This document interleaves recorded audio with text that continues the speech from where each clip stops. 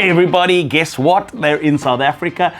The all new gadgets from Samsung Mobile South Africa are now available for you to go and buy. The question is, are they any better than the previous generation? And what specifically am I talking about? Well, in front of me, I've got the all new Samsung Galaxy Fold 4, the all new Samsung Galaxy Flip 4, and then some interesting wearables. Samsung's Galaxy Watch 5 Pro and the Watch 5. Which one to buy? Which one is better? Well, let's unpack them and find out. Also, add to the mix some Galaxy Buds 2, the Pro version. Yep, they're all of that and more.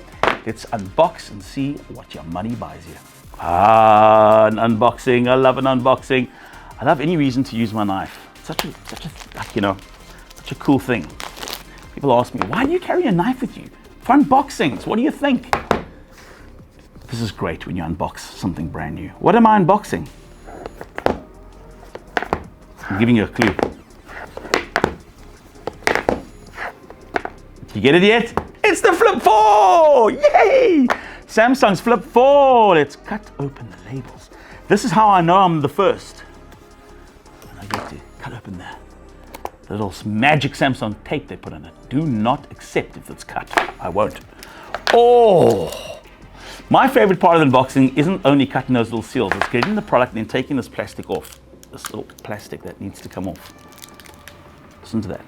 Crinkle, crinkle, crinkle. Right, if you watched the video on the Samsung Galaxy Fold 4, well, this is the Flip 4 and designed again at a user who wants a different experience. You want a handset that you can fold and put away in your pocket. You can fold and put it, just away. It'll fit in most pockets at this size. At the same time, you want a device that, you can open up and use as a full device. And this is exactly what Samsung have got right in another one of their new foldable devices, this being the Samsung Galaxy Flip 4. And it's flippin' good, I can tell you that much. In the hand, well, it feels again like a premium device. And I keep pushing that because it really is. There's nothing worse than buying a product and once you take it home, you open it up and it has a cheap plasticky feel to it. It kind of spoils the whole experience of the device because let's face it, these devices, some of us, they never leave our hands. We go to sleep with them, I think, some people. They never leave our hands. So the experience in the hand is very important. And if you're a handset manufacturer, please know that people using your devices want to feel a premium product in their hands.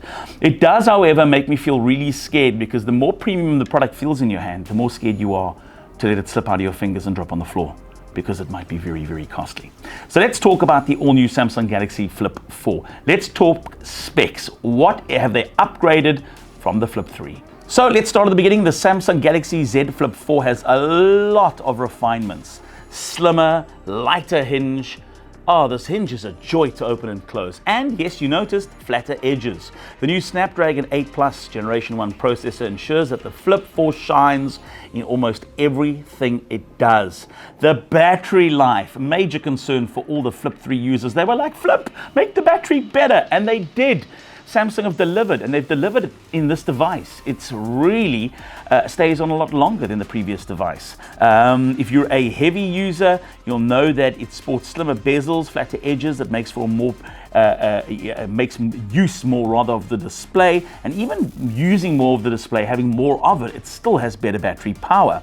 Samsung is really leaning into a younger crowd with this device. They realize that the younger crowd wants something that's not necessarily big and bulky, that's small and that's versatile, capturing the latest movies, your Snapple, Tapple and TikTokers. You'll know exactly what this device is about because it fits your lifestyle very well. Open it up, and again, I just can't emphasize enough about how big this display is. It really is big. It's bigger. I'd like to say it's bigger than the iPhone 13 Pro Max, the big iPhone. It really is a big space. It's a lot of real estate that you're dealing with there. And that's great because we all know how important it is when you're using your phone in any aspect to have that really big screen real estate to play with. Some of the downsides, well, the camera. Yeah, the cameras, there's really very little in terms of the upgrades to the camera system. But having said that, it still packs a very high quality camera system.